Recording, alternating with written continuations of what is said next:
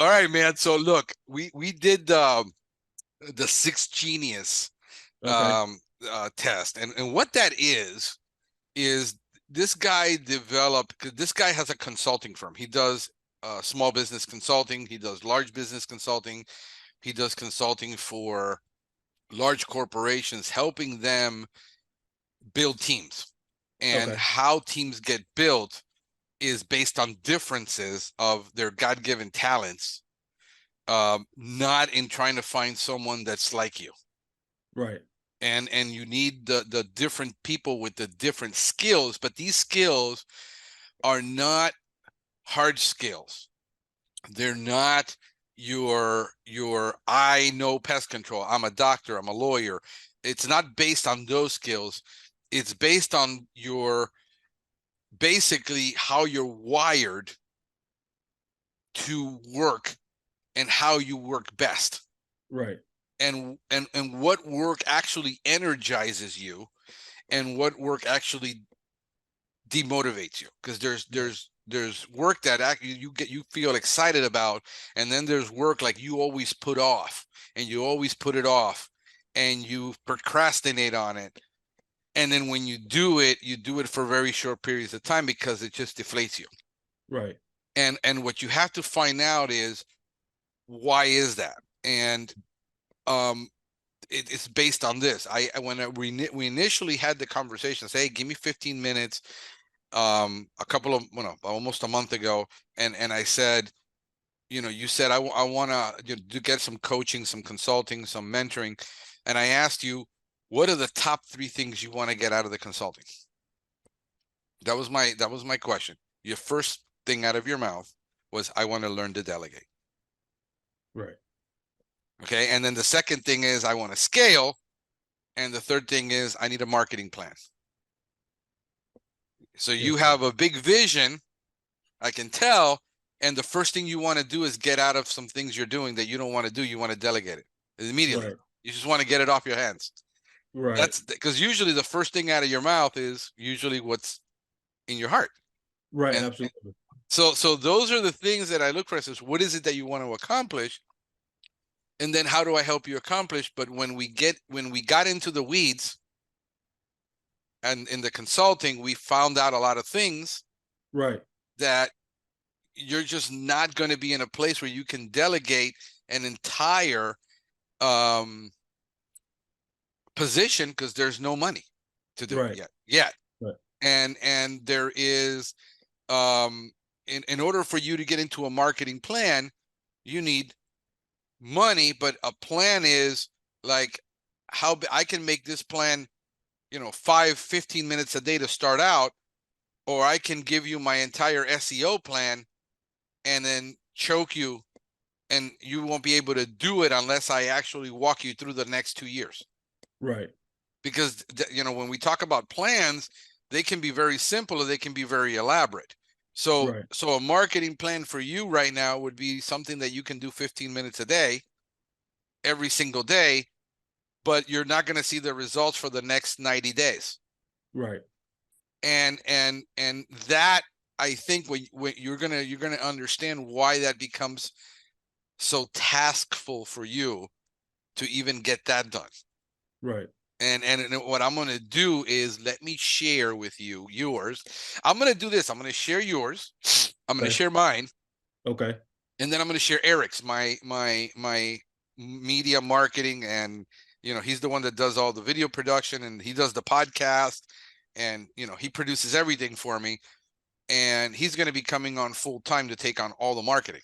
Right. I'm taking that hat off finally. But you got to take either one hat off at a time, or you take off one task of that hat at a time.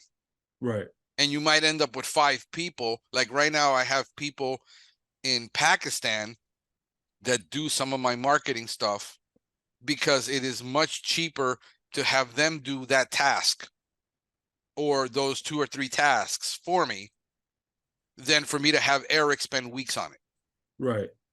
Because what it was going to cost Eric, $1,700-$1,800 to do in-house, I can get it done over there for $150. Right.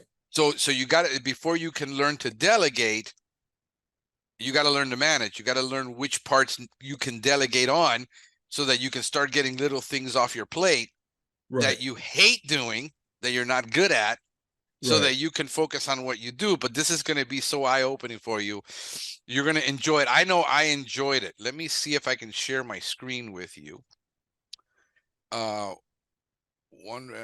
Multiple share, no advanced sharing options.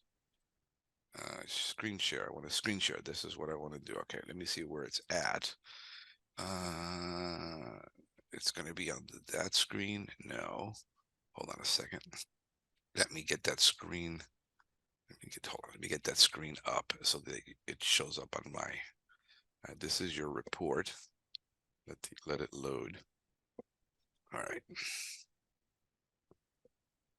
Okay, where is it? Screen 1. No, that's not it. I got it. Screen 2. Here we go. Or is it screen 3? Here we go. Found it. All right. My eyes are not so good. Let's see here. All right. Are you seeing it? I think everybody. Yeah, I see it. Okay. All right. Let me see it so I can see it. Where the heck did it go? All right, there it goes. All right. So let me put it over here so that it's in the middle of my camera, so it doesn't look like I'm looking at some odd object in the sky. All right. So here's your 6 working genius. Basically, this is the work that you thrive on, that energizes you. Right. And you're gonna, what we're gonna find is that most people that are entrepreneurial, and there's a big difference between being entrepreneurial and being an entrepreneur, is that you're entrepreneurial, you have the potential, but you're not there yet. You haven't become an entrepreneur where you have developed a business that basically runs without you. That's kind of the idea of being an entrepreneur. Right. Right now, you're self-employed and you're trying to get out of that. Right. So your working genius is wonder and enablement. You are probably most likely a daydreamer. Okay. Do you find yourself always in school every time, daydreaming a lot? I would say somewhat. Yeah. How long have you been thinking about starting a business for yourself? Years. Yeah. Yeah. So it's not something that you just did because, oh my gosh, I'm tired of working for this douchebag. It's something that's always been in the back of your head. Right. And Absolutely. creating. So when you work at a place, you're always wondering, I wonder if we did this, I wonder if we did that, what would happen, kind of deal. Right. Right. All right. So you're naturally gifted in drive, energy, and joy from pondering the possibility of great potential and opportunity. Right. So I wonder how I can scale. I wonder how I can build this big business. I wonder how I can do it, right? Right. And you're naturally gifted and derive energy from provide others encouragement and assist in projects and tasks. So do you do coaching? As far as I did like coach little league football. Yeah. At But church, what do you do? no coaching. But a lot of people tell me I could be a motivator. Yeah. So you Right. get energy from that. See, it's not about that you're good at it or you have the experience. Right. It's what you kind of spend most of your time really pondering and doing, and what, like, people who are analytical are Right. trying to figure always out, like why this, and they're analytical about, details, and you and I could never be surgeons. Right. We don't have that level of detail. That's why why I'm not a surgeon, why I'm not a lawyer. Right. It's just I don't have those natural skills. I was never gifted. So it's kind of like the idea is, why don't we send this kid to college? And why can't, if you come from the traditional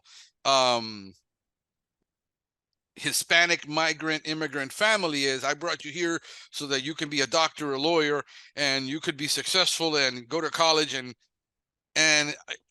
I never wanted that. I always wanted to own a business. Since I Right. was 12, 14, I was always entrepreneurial Right. as a kid. I was always a daydreamer. I have ADD. I have ADHD. Right. To me, it's like my attention span is the attention span of a gnat. Right. That's just me. So Right. now your working competency, this is what you can do, and you can do it. This is what derives your energy, where you really, focus on. And then the second one is you're capable of and don't mind creating original and novel ideas and situations. Again, you're a wanderer. What happens? But then you want to what happens if I created this thing? And you spend a lot of time tinkering with stuff that sometimes leads to nowhere. Right. But you get an enormous amount of pleasure. It's almost like a hobby for you Right. to tinker with stuff. I know you are capable of and don't mind rallying people and inspire them to take action on ideas and projects.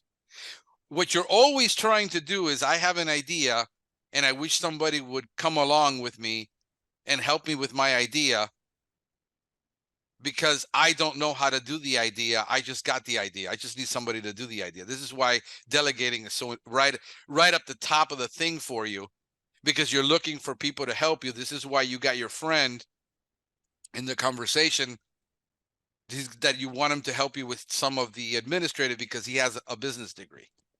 Right. You see what I'm saying? It all plays into how we're wired. Now, Right. where is your working frustration?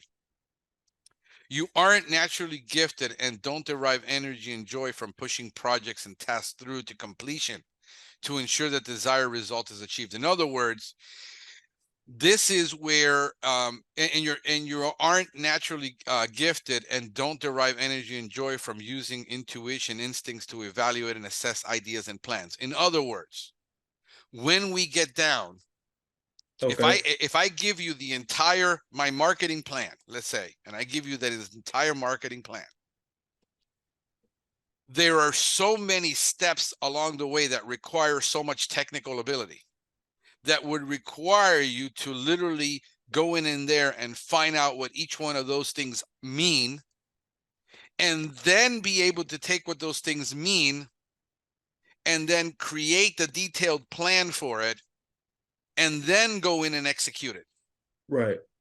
You can do it to a certain level. It depends how deep the level is, and it depends how many steps, and it depends how much you're going to enjoy the learning part. But when it comes down to the actual technical part of getting in there and actually doing it, you will have a very hard time getting this project finished. Right. So my idea with you is, let me give you one thing that you can do that requires you to just go in there for 15 minutes a day, do this, and then pull that off. But what will happen over time is, and I know, is, hey, Benjamin, how come you haven't done this in the last 3 days? Right. Well, I've just been busy. I haven't had time. Why? Because the task of repeating those menial repetitive tasks eventually become frustrating to you, especially if they don't have an instant result. Right. If the result is 6 months down the line, you will become kind of discouraged at doing something every single day that doesn't produce an immediate result. But that's how it is. In other words, I gave you like 5 things that you needed to do. We talked about, and that's a lot, because normally I would probably stick to no more than 3, but these were kind of easy. Making phone calls, your website was being, held. You needed to release it. You needed to figure out how you're going to manage your own website, that I can teach you, so that you can get the marketing you need, because you don't have a budget for the marketing. There's no way you can pay somebody $150 a page that it costs to build it, and you need to build about 20 pages. You're talking $2,000-$3,000 worth of work that I can teach you how to do yourself. But I just created a course on on-page SEO so you can build your local pages, because you need to build out your local pages. And I just finished doing it. It's nine, I think 12 videos on just how to create a post. Very tedious work that requires you to learn and do the details, and then keep doing it once or twice a week. And it won't produce a result for about 6 months or 9 months. It's not going to be instant, but since you don't have the money for marketing, this is your only option. It is something you can do. And what I'm about is not about what we can't do. And even say, but that's going to take a long time. I said, yes, but you're got to do it anyway. Your SEO company did it for you. They just didn't take it to the next level. Right. And the good news is that, yes, you are ranking. Yes, you are. They did do a good job. They just, for the money they were charging you a month, wasn't worth the ROI to you. And it wasn't something that you could continue to do because you couldn't afford it. It was very expensive because you were expecting a faster ROI on that. That didn't materialize, because that's always the case with SEO, is that they don't tell you that this is a long term for at least 2 years before it really pays you off. The good thing is I analyzed your market, and I know that this will work for you because you don't have an enormous amount of competition. Right. And you're doing very well, actually, in the rankings right now. In a lot, they're just not ranking you for the keywords that really matter to drive in the traffic. Right. So now let's look at mine and watch this. You ready? Yep. Where did mine go?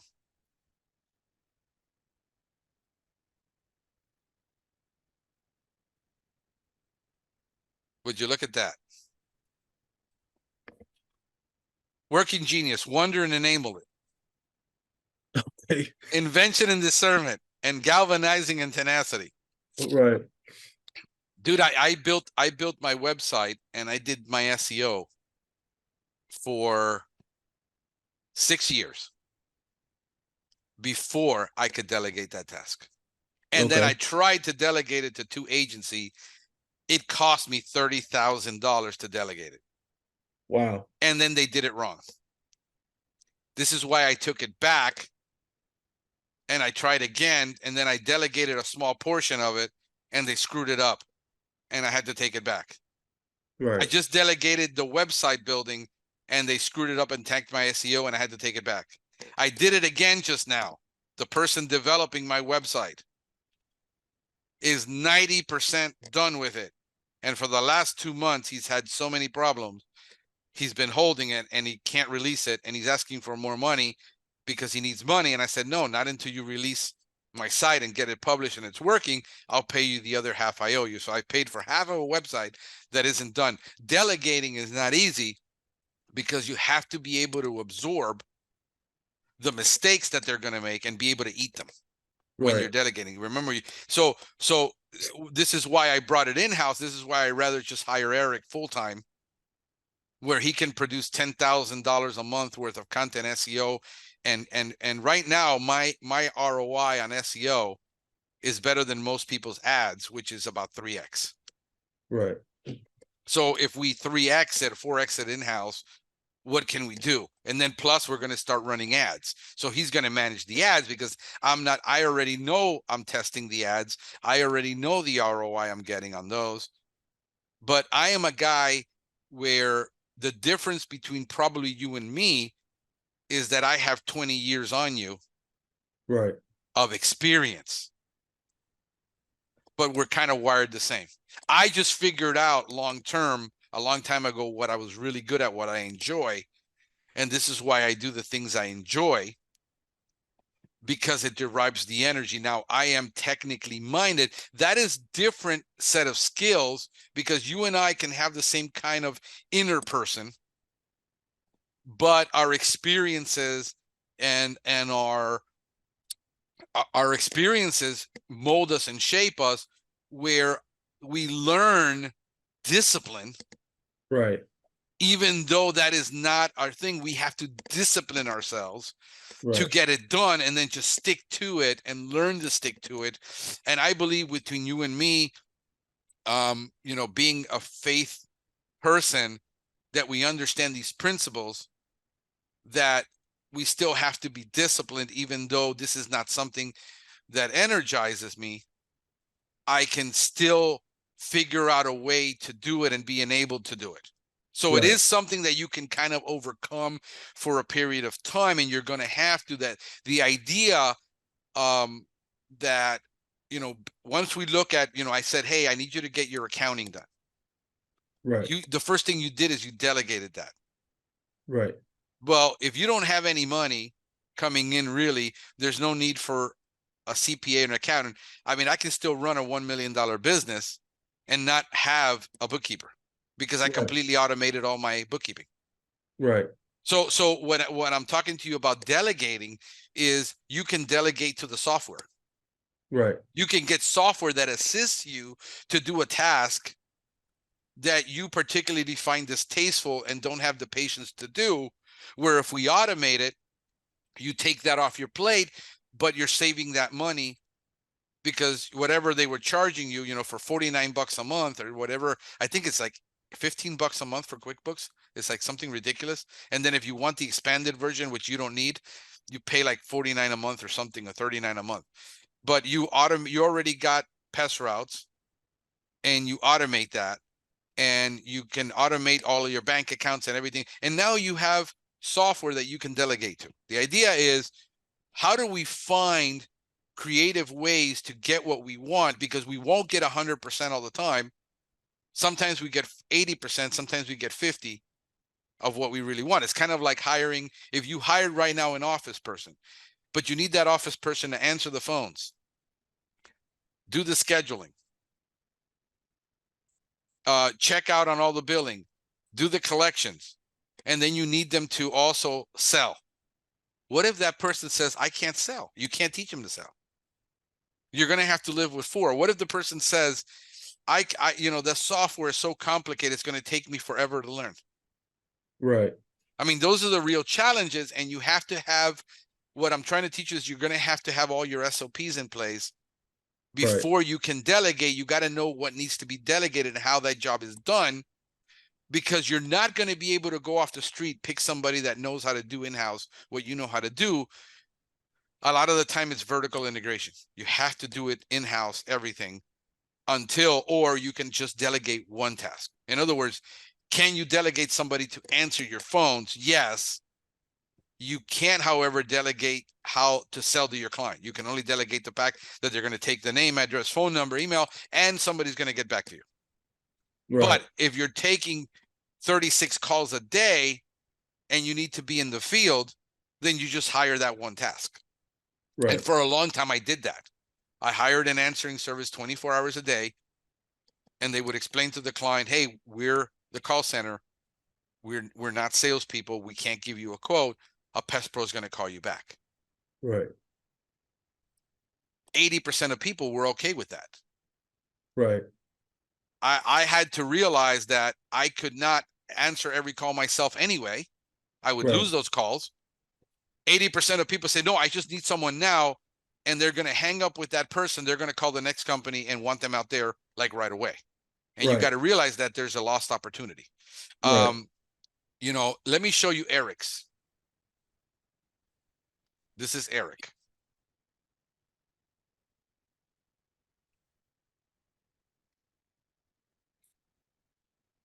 Eric has enablement and invention. Okay. And I'll explain a little bit about Eric and why this works. He has wonder, but he has tenacity. Okay. And tenacity is what you need in a person that executes. Right. Because you are great at planning and dreaming, and you're great at implementing. In other words, getting it started. But when it gets down to those granular details of getting things finished, you tend to have too many ideas at one time, too many things you started, and then now you've got to decide which one you're going to finish, and you're usually going to finish the one that requires the least amount of tenacity. Right. So if you had 15 things in the air, again, this is not describing a particular situation. This is just describing in general how it's going to turn out, because I know. Right. I always have 15 plans and ideas and things that I'm doing, and I'm trying to figure out which one is going to give me the best ROI the fastest, because it's almost like I'm lazy. I don't want to really do some hard work sometimes that has to be done. But he's got discernment and galvanizing, which you have, and you have galvanizing. He does not get enjoyment from bringing people together on a team. He works alone. Right. Now, the thing is, I know Eric personally because I worked with him 18 years ago. Okay. We worked together. But Eric is a true artist. Eric is an artist. He's a webmaster. Eric can do graphic design. Okay. Eric can produce music. Okay.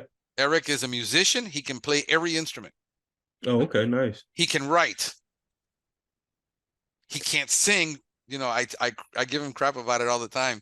I mean, he doesn't have a bad voice. He can do a great demo. Right. Gotcha. But when it comes to the tenacity, this is why he can sit there, wake up one morning, have a vision for a song in his head. The next day he's writing it. And for the next 2 weeks, he's producing the music. He's sitting there playing all the instruments, recording them, laying them out, doing the editing, finish all of that, master it. Then he'll work on the artwork for the cover, and he will turn in an entire project. Right. He's very, very unusual person, but don't put him together to talk to a lot of people, even though since the age of 18, he's also been a teacher. Oh, wow. Okay. And he's 53. Okay. We're both the same age. Oh, okay. We work very well together because the reason we work so awesome together is we're both creative. But I'm more of the ideas guy of planning and doing a lot. He has no tolerance for risk. Okay. This doesn't show you. See, these kind of tests don't show you that. This is why consulting, and when I'm consulting and when we're consulting people, SMB consulting for small individual business owners is very, very, very, very, very difficult,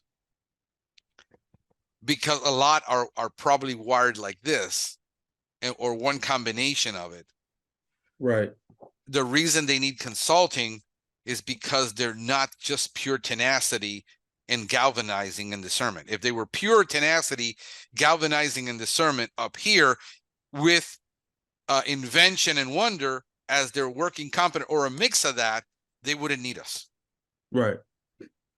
Because they would figure it out. They work it out. They're detail oriented. They just go to the end. They know exactly what has to be done. If they were that perfect combination, except that perfect combination is rare because it's all about DNA. Right. You see, and the DNA cannot be changed. Right. All we can do is work, like, in other words, we work our strengths. We try to get better at our weaknesses, but in the end, we have to delegate those weaknesses. So what I need with the work that I have to do with people is help them understand that a lot of what you want is up here, but you haven't worked it out. In other words, you haven't worked out all the details of what you really want and what it's really going to take to get that. Because a lot of it is wonder and ideas in the head of things I would like to do without the practical. In other words, like I told you before, you went from being a technician into being self-employed. Right. Thinking that the easy part, the hard part was getting the LLC and the company and the website and all that, not realizing that the hard work now really begins, and the hard work is really up here. Right. The hard work is there's no doubt that you're willing to work hard. Right. There's no question that you go out and you work 60 hours a week. The thing is, you're working hard at the things you have to do in the business right now. The technical part, there's nobody to do the technical work. Right. There's nobody to do the creative. There's nobody to do the marketing. You have to wear all the hats. The thing you have to realize is you're going to have to be tenacious and not only implement, but be able to execute. And this is where when you go to all of the sites, and where are we at? We're at 39 minutes. We're going to quit. When you look at all these consultants that are out there, they're not taking on anybody that already hasn't had two, 3 techs working on over $500,000 to $1 million. Number one, they can't afford their fees. Right. Number two, it is too difficult to work with people and coach them and train them and invest time when you know that when it comes to the implementation and it comes to the executing part, they're not going to be able to do it. Right. So what we need to do is say, what can you execute on? And what can you actually do? And when does it start become overwhelming for you? And guys like me are more of counselors than we are really consultants. Right. Because I have to be able to walk you off those ledges. Right. And say, look, you're getting overwhelmed. Let's analyze this. Let's analyze that. It requires an enormous amount of patience, where the ROI is going to be that small, and it's going to be, everything is going to be incremental. What you have to learn is to be patient with you, be patient with the process, because you're not going to be out of that chair. You're not going to be out of that truck and in that chair the way I am here all day long. And I only go out in the field once a week. Right. It took me 10 years to get here because, again, my strong suit and your strong suits are the same, but my weaknesses and your weaknesses are kind of the same. Right. And what we fail, I have an invention and discernment. I can, the thing is, the discernment part is where I get good at troubleshooting. By nature, I'm a troubleshooter. Right. I can look at the parts and see where they fit. The moment I get to about 90% done on that project, I'm already bored with it. This is why I was a good guy turning around stores and turning around businesses, because I enjoyed the challenge. I saw where all the problems were. The moment that store was functional and profitable and doing what it was supposed to be doing, I was out of there. I'm done. I'm looking for the next challenge. Right. I didn't enjoy managing long term and just staying there, increasing incrementally. Now, that didn't make me an entrepreneur. It made me entrepreneurial. I was an intrapreneur, and I was a darn good manager. Right. But I had my skills of capable and don't mind of using intuition to evaluate assets and ideas and plans. I can take a plan, assess it from start to finish, and say, this is probably where it's going to fall apart for you. Right. And know that as a coach. Right. It's kind of like you sit there as a little league coach and you see the kid who has a natural swing. You see, and you say, okay, he's easier to coach, right? Because he's got a natural swing. But what happens when the kid is hard-headed because he also knows he's good, and it gets to his head, and then now you got to deal with that. Right. Oh, yeah. You see what I'm saying? So yeah, the kid has speed. You can't teach speed. Right. You can assess that. So those are the things that I so that this opens up your eyes to say how you feel about things is completely natural, because what happens is, even from like the people around you, your spouse or somebody, says you start things, you don't finish, you get involved in so many things, but you don't, stick to one thing. Right. It's just the way we're wired. Right. The question is, how do you temper that to where I know I need to double down on this at least for 2, 3, 4, 5 weeks, a month, 2 months. And I realize it, let me double down on this, because this is what's going to give me the result in the long term. Right. And the reward is down the line. It's kind of like, you can't eat burgers. A lot of people are overweight because they eat bad. They don't exercise because they're all stressed out and working on their business, and they have no time for that until there's a medical problem, or they can no longer get into that crawl space, and now they want to lose weight instantly because they got bad news. Right. Now it's, how hard is it to take that, not buy that burger and buy a salad 2-3 times a week? Right. You see, that's the reality of where you're at and where everybody that's in this group on this. And I think this is why I have them do the assessment, Right. because now it opens up their eyes to say, listen, the way you've always felt as a kid and this and that, it's not different. It's not weird. Right. This is how you're wired, and this is why you do a lot of what you do. The thing is to be cognizant. Okay, I need to probably change a little bit of this, a little bit of that to make this thing work for me now. Then I know how to do it, and then I can pawn that off because I get no energy from that. And Right. that's pretty much it. You still got a bunch of things that I'm monitoring on. Let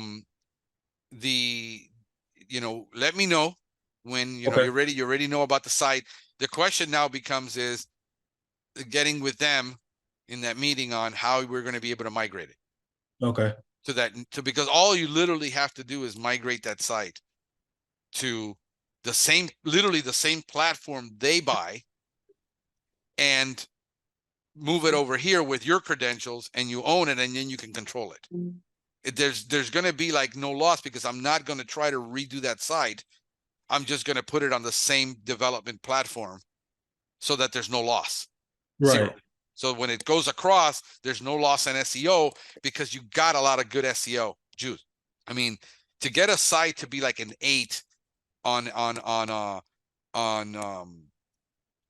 8 score is very tough to do, and they did that, and that's very good. I don't want you to lose that by building a new site and starting all over, and that's just BS. And then the other things, the accounting, and this is where it's important, like in that tenacity and thing, to say, okay, let me drill down into the numbers and understand my numbers. Right. And then we can get you a big picture without becoming over it, because your P&L is going to be very, very simple. But this is where a lot of people I see from management, they don't have a P&L. They don't know where their numbers are. They don't have an idea of really where it should be. Right. But I look at, $3, $4, $5, $6 million company P&Ls, and I know what's supposed to be on it. Right. And what those numbers should look like. And I always had that.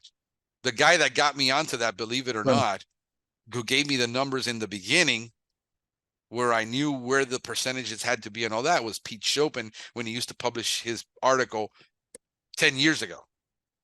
Where I knew, but I already knew that because I took accounting, but I just didn't know where the numbers were supposed to be. In other words, what percentage should be chemical, what percentage should be labor, what percentage should be this, and where are we off, and how do we correct it, or how do we take that number and do this?